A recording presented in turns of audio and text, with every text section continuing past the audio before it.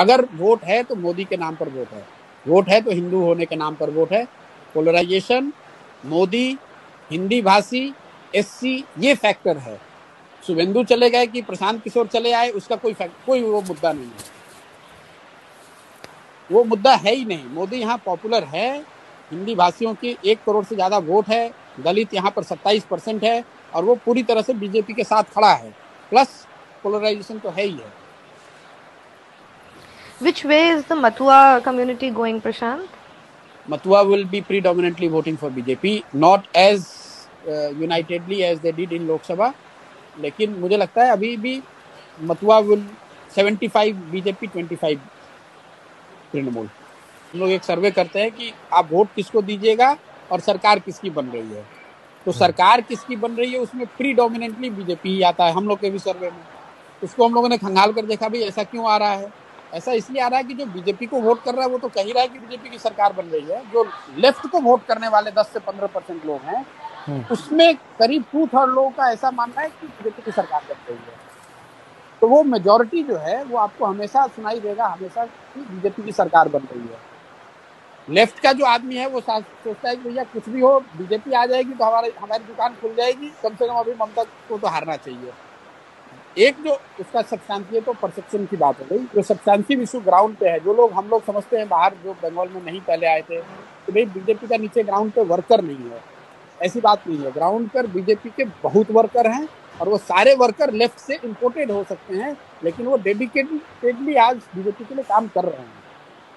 तो कोई ऐसा एरिया नहीं है बंगाल का, 1-2 जिला अगर छोड़ दें आप, जहाँ पर कि बहुत मजबूत काडर बीजेपी का नहीं है। Prashant, then who's voting for Trinamool? Because you're saying the Mathuas are voting for the BJP, the Dalits are voting for the BJP, OBCs are voting. Yeah, okay, so I'm saying I'm talking about different communities, right? So OBCs, you're saying most, all Hindus are voting for BJP. So who's voting for TMC and why are you so confident that BJP? I have said 50%, 50 to 55% Hindus are voting for BJP. Why is Modi so popular in West Bengal? I mean, is it only because of polarization and that they identify him as a, नहीं, देखिए वो तो एक पूरे what is it? Because it's not like they haven't seen, the performance both in central politics and in state politics where BJP has been in power. So what is it that is drawing West Bengal to him? Exactly. प्रशांत, इसी से एक जुड़ा हुआ सवाल ये भी है कि एंटी इनकम्बेंसी, इतना मैसिव इकोनॉमिक क्राइसिस में भी मोदी के खिलाफ एंटी इनकम्बेंसी नहीं है जी, क्योंकि जहां एक चीज आप देखें कि बंगाल में मोदी पहले तो एक बात है कि मोदी का एक कल्ट है जो कि बन गया है पूरे देश में, जो कि द डिग्री कुड वेरी, लेकिन 10%, 15%, 20%, 25% ऐसे लोग हैं जिसको मोदी में भगवान दिखता है। चाहे सही दिखे गलत दिखे वो एक अलग बहस का मुद्दा हो सकता है। स्पेशली जो यहाँ हिंदी भाषी है वो मोदी का सपोर्ट का कोर है। प्लस जो एंटी इनकम्बेंसी है वो स्टेट गवर्नमेंट के खिलाफ है, सेंटर के खिलाफ है नहीं। और मोदी है पॉपुलर, यहाँ काफी पॉपुलर है। अगर आप लीडर का हम लोग सर्वे कर रहे हैं तो Modi and Mamata are equally popular, which is a very big thing. Modi is very popular. यहाँ पे मोदी पॉपुलर इसलिए भी है, आप देखिए बंगाल ने बीजेपी का स्वाद अभी चखा नहीं है, तो वो एक फैक्टर है कि 30 साल 35 साल से जो लोगों ने नहीं देखा है, तो उनको लग रहा है कि बीजेपी कुछ ऐसा चीज है, कुछ ऐसा कर देगी जो कि हम लोगों को पहले अभी तक नहीं मिला है। तो वो लड्डू जो टेस्ट नहीं किया है वो वाली बात है कि उसको टेस्ट करना चाहते हैं, उसको लोग जाकर देखना समझना चाह रहे हैं, वो एक फैक्टर है। मोदी की मीटिंग्स में भीड़ आ रही है, उसका एक कारण ये कि मोबिलाइजेशन भी बड़े स्तर पे होता है, प्लस मोदी पॉपुलर भी है, इसमें कोई दो मत नहीं है। तृणमूल के खिलाफ गुस्सा है, वो एक फैक्टर है। पोलराइजेशन है, वो एक फैक्टर है, और मोदी की पॉपुलैरिटी है। ये तीनों चीज, उसके ऊपर से फिर बीजेपी की अपनी जो इलेक्टोरल मशीनरी है, लेकिन बेसिक ये 3 चीज ही है। Polarise anti incumbency against Trinamool, that has opened the door for Trinamool BJP, their ability to polarise and SC votes.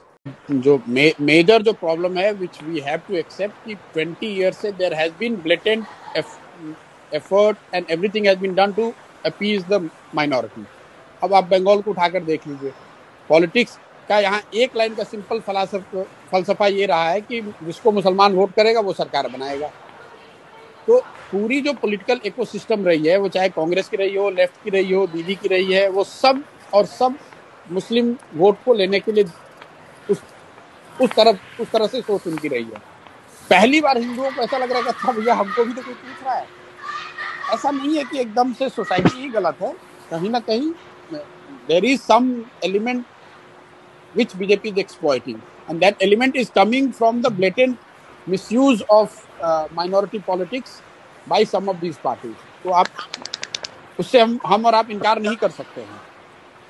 Prashant, I'm sorry to interrupt you. May I please request everyone who's not speaking to switch off their mics? I mean, you can put your... Because people take money from both sides and then vote whoever they want to vote. Okay, it was a so differentiator when one people, person was distributing. People are tweeting about this clubhouse thing, and they're saying that Prashant Kishore, along with other journalists, we have declared victory of Narendra Modi in West Bengal. Is it open? I don't know. I mean, somebody has just tweeted the screenshot on Twitter, tagging me and other people, and saying that we all have declared Narendra Modi's victory in West Bengal. But who's done that?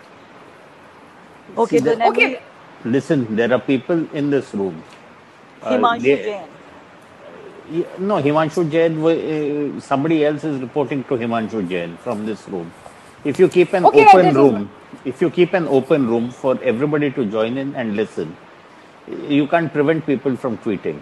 And no, these things don't matter. Anyone can say anything, right? I mean, it doesn't make a difference. I know, I know, but this is often seen as evidence. And one more thing I just needed people to remember was that whatever you say on Clubhouse is recorded.